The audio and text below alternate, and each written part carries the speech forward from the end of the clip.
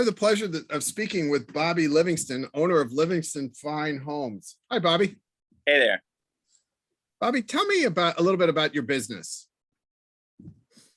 So I currently build high-end residential custom homes, major residential renovations, typically $1 million plus, all the way up to $3 to $4 million projects. My niche currently is in the $1 to $2.5 million range. Trying to get more into just strictly new construction, high-end residential, and I target closer to the $3 to $4 million range. Got it. And is it in the kind of north? Is there a geographic constraint? So geographically, not necessarily. I think it's more client based. It's got to be the right client. When I say geographically, I want to go up to, the furthest I would go would probably be like Lake Lanier, Milton, but primarily businesses based in town. Got it. I do currently have two upcoming projects in Milton. But again, it's just by the right client and the right team. Got it. And tell me about the right client. What is the right, if you were to describe that avatar, what would that look like? That would look like somebody that has built a house before, typically paying cash, no bank loans involved. And honestly, that has trust in me as well as their architect, and it's not necessarily a micromanager. That's the ideal client. Got it. And is that ideal client is there a certain style of home that ideal client wants, or does that not factor into whether they're the ideal client or not? That's a good question. I feel like most of my clients have similar tastes, working with similar architects. I haven't really seen anything too far off the beaten path. Got it. Question or not. Interesting. Okay. All right. Timeless architecture, I guess, is typically. Got it. Okay. Excellent. So the last couple of years have been turbulent for most business owners, whether it's COVID related, whether it's currently the great resignation, whatever the challenges are. Have you faced challenges over the last couple of years? And if so, what were they? And I guess, Bobby, along with that, what was the impact to the business of those challenges?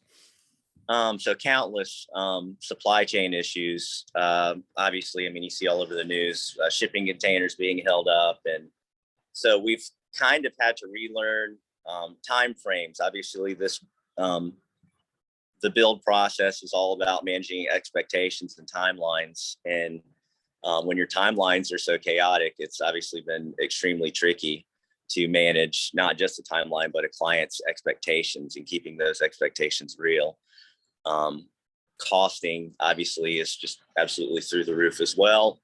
And it's sometimes hard to justify to clients, but again, the ideal client typically understands. So it's been hectic, it's been chaotic, not necessarily unmanageable, I will say. It's just staying on top of the critical items, windows and doors, cabinetry, millwork, like the really long lead time items, and just being efficient at ordering that stuff at the right time. Yeah, I would imagine that would play havoc with scheduling crews as well. That you're planning on a 6-week delivery time and it takes 8 weeks, and so the subs are scheduled for the 6 weeks, but there's nothing for them to install. So I guess and then labor, skilled labor is becoming a major issue as well. There's not much out there, so they can kind of name the price. Fortunately, I've been doing this for 17 years now, so I've got a pretty good home team, I guess. That's not to say there's not struggles here and there. Got it. Excuse me. So was that ideal client impacted by COVID? Everybody was impacted by COVID. did that manifest itself in kind of a step back for your business, or did you just kind of plow through it? Kind of, but honestly, when COVID first hit, I was like, oh man, here we go, 2008's coming. But that did not happen. It actually picked up. People want to do vacation homes, and Got it. so I think the ideal client I'm dealing with, it doesn't seem like they've skipped a beat. If anything, their businesses are doing well right now. And the past 2 years, I've been the busiest I've been in a long time, probably since pre-crash, probably. Congratulations. Thank you. So I guess the impact certainly from COVID was, I guess you kind of hate to say positive, but at least positive as you look at your business. Correct. The supply chain sounds like it's causing an impact, but it's not directly impact clients. Are clients canceling orders because it's taking so long? We haven't gotten to that point yet. I haven't had anybody back out of a contract or, not decide to build with me yet. That's not to say it's not coming with fuel prices doing what they're doing. But so far, knock on wood, everything's worked out thus far. So how do you deal with? I'm pretty close to the trades and in terms of knowing what's going on, and I know I've got some clients that are telling me that the prices are going. It's amazing how many times prices are increased over the last 12 over the last year. How do you deal with homeowners when you quote them X price, and then by the time the windows are there, they're now costing 125% of what you thought?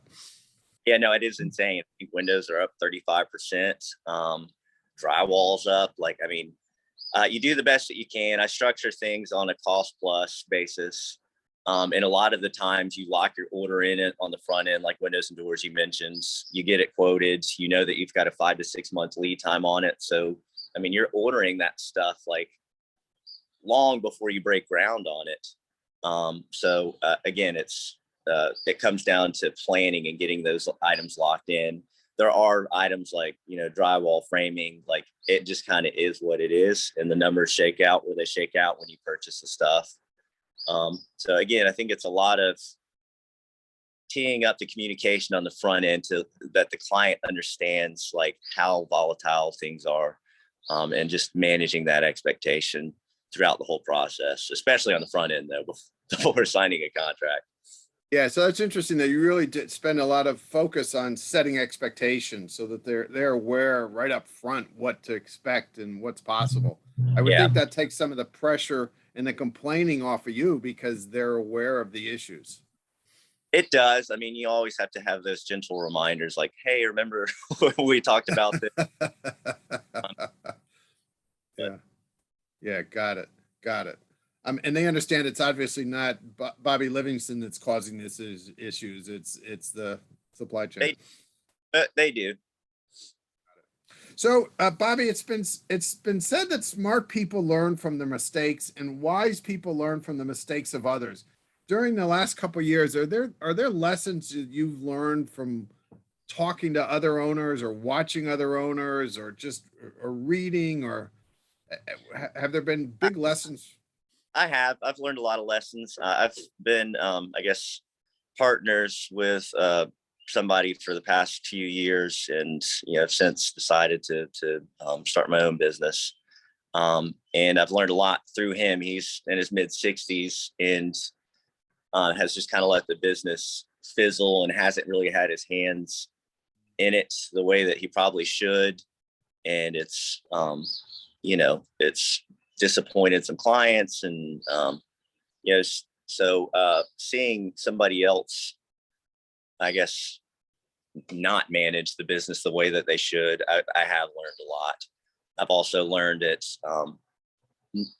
keeping to the ideal client and the ideal projects, currently there's enough work out there where you can be specific and pick the projects you want to work on, not just taking everything on to jump that revenue up. I think that's key for me in particular, because my business is new and fresh, getting the structures in place is important. Just coming from that other business, there really is no structure. Yeah, that's a really valuable lesson, especially that, defining your ideal client and sticking with it, because it's so easy. I see so many business owners, well, they start expanding beyond their ideal client. And they start getting involved with smaller projects because it generates revenue, but it takes their eye off finding the ideal clients, but they don't think about that way because they see the dollar signs. But Yeah, what they don't realize is, well, the time you're spending on that smaller project is time away from finding your ideal client. So that's a exactly. valuable lesson. So good for you for picking that one up. Yeah. Excellent. What inspires you today? What inspires me today? Honestly, my family inspires me the most. My wife and my kids, just wanting them to have the best life. I think that's probably the most inspiring to me. Excellent. So Bobby, before we close this out, can you please give people how they can reach you, your phone number, I guess, and your email or your website, or however you want them to reach out to you? Yeah, so I'm Bobby Livingston. My website is livingstonfinehomes.com. You can fill out a request to, reach out to me on that if you're interested in working with me. And then my phone number is 770-294-7452. Excellent. Thank you, Bobby. Appreciate your time and congrats on the great learnings and the success the business is enjoying. Thank you. Well done.